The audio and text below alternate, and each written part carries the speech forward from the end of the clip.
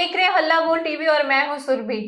प्रभात memorial hospital SIT की team पहुंची है। उन्होंने कई डॉक्टरों से पूछताछ भी की और साथ में कई डॉक्यूमेंट को भी सीज कर दिए गए हैं।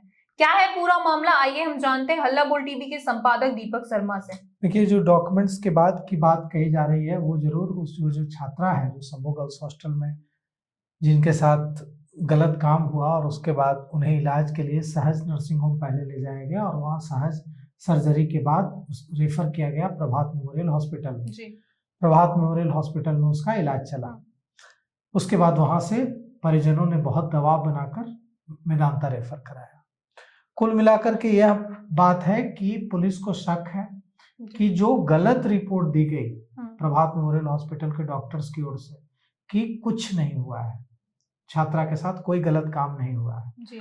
ये रिपोर्ट या तो गलती हो सकती है या साजिश हो सकती है।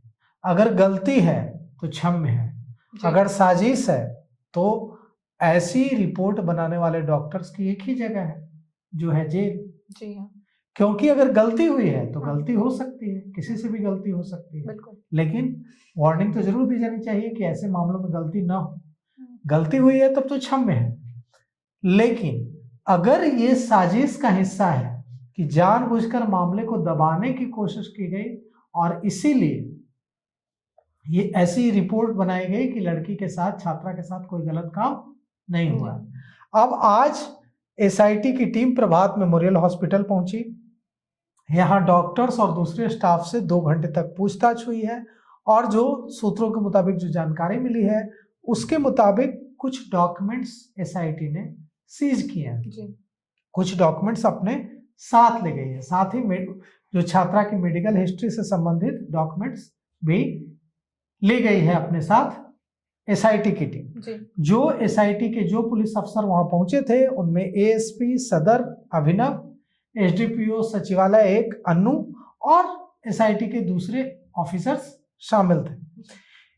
यह टीम पहले सहज सर्जरी नर्सिंग होम पहुंची जो आईएमए के पूर्व अध्यक्ष साजानंद सिंह का है और उसके बाद वहां डॉक्टर्स और दूसरे अस्पताल के कर्मचारियों से पूछताछ की गई। उसके बाद साजानंद सिंह के सहज सर्जरी से टीम पहुंची प्रभात मेमोरियल हॉस्पिटल, क्योंकि छात्रा को पहले जब छात्रा जो कहानी सुनाई जा रही है, आरोपी जो संचालक हैं, आरोपी जो मालिक हैं शंभू गर्ल्स हॉस्टल के मनीष चंद्रवंशी, तो मनीष चंद्रवंशी जो कहानी सुना रहा है वो ये है कि छात्रा बेहोश मिली, छात्रा ने नींद की गोलियां खा ली, उसके बाद दरवाजा तोड़ा गया और दरवाजा तोड़कर उसको निकाला गया। निकाल करके उसको तुरंत इलाज के लिए ले जाया गया सहज सर्जरी नर्सिंग होम और वहां उसकी बिगड़ती स्थिति को देखकर उसको रेफर किया गया प्रभात मेमोरियल हॉस्पिटल। ये कहानी अब समझ में आ रही है कि ये कहानी पूरी तरह से झूठी कहानी है। क्यों? क्योंकि अब जो पोस्टमार्टम रिपोर्ट आई है उसमें यह पता ही नहीं मतलब साफ साफ पोस्टमार्टम रिपोर्ट में कहा जा रहा है, पहले की जो मेडिकल रिपोर्ट थी उसमें यह पता ही नहीं चल पा रहा था कि छात्रा के साथ कोई गलत काम हुआ है। उसमें सीधे सीधे इनकार किया जा रहा था कि छात्रा के साथ कोई गलत काम नहीं हुआ है। जो उसमें कहा जा रहा था कि नहीं, नींद की गोलियां खा ली, ज्यादा 90 गोलियां मिली है, नींद की गोलियां खा ली इसलिए मौत हो गई।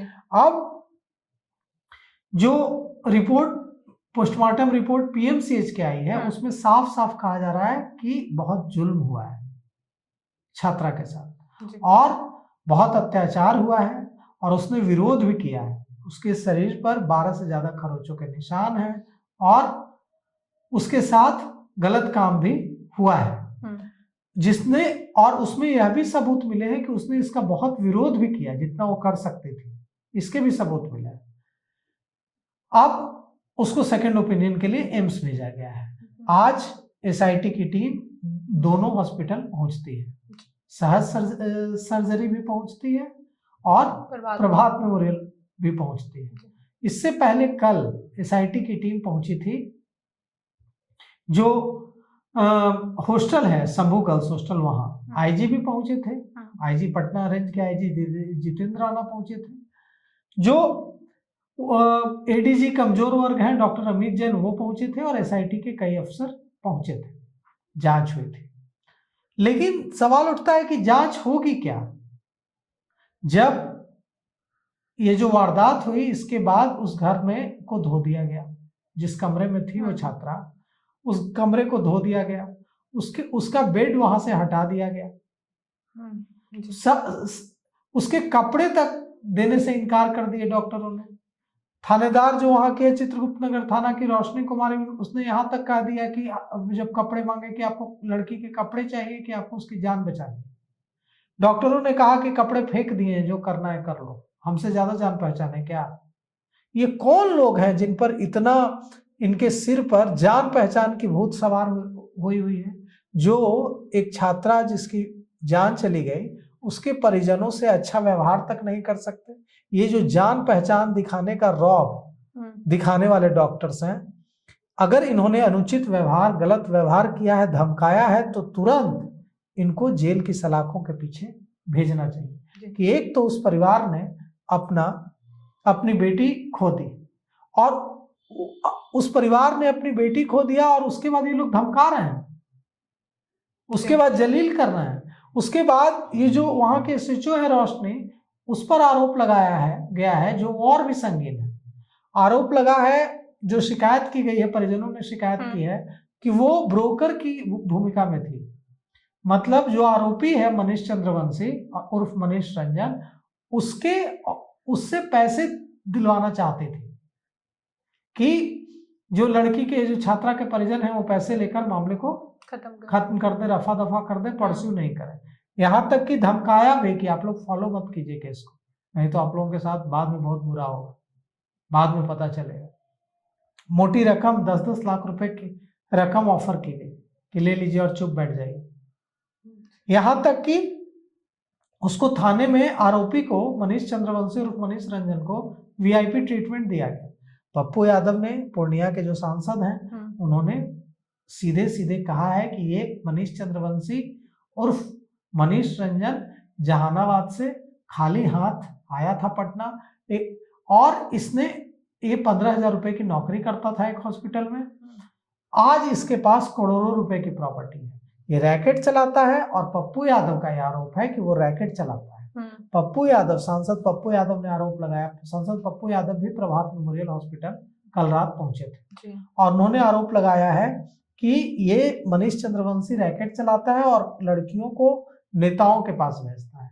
अब पप्पू यादव को यह भी बताना चाहिए, अगर उनको इतना पता है कि नेताओं के पास भेजता था, किन नेताओं के पास भेजता था, पप्पू यादव को मीडिया में न सही, कम से कम पुलिस को जाकर बताना चाहिए, ताकि पुलिस उन नेताओं को भी गिरफ्तार कर सके जो इस काले कारनामे में शामिल थे। तो अब देखिए, पुलिस के कंधों पर बड़ी जिम्मेवारी है। पुलिस को पता लगाना चाहिए कि अगर एक सांसद ने इतना बड़ा आरोप लगाया है, तो पप्पू यादव से पुलिस को समय लेकर मुलाकात करनी चाहिए, और पप्पू यादव से पूछना चाहिए कि इस मामले में आपके पास क्या क्या जानकारी है, कौन कौन वो नेता है जिनके पास मनीष रंजन और मनीष चंद्रवंशी लड़कियां भेजता था, और क्या ये इस नेटवर्क के बारे में आप पुलिस की क्या मदद कर सकते हैं, कौन कौन वो नेता है जो इसमें संलिप्त है, कौन कौन वो रसूखदार लोग हैं जिसका इसमें हाथ है। इस सब का पुलिस पर आरोप लगाना बहुत आसान है। पुलिस को इन्वेस्टिगेशन में सहयोग करना भी तो हम लोगों की जिम्मेवारी है, आम नागरिकों की जिम्मेवारी है, पत्रकारों की जिम्मेवारी है, नेताओं सांसदों की जिम्मेवारी है।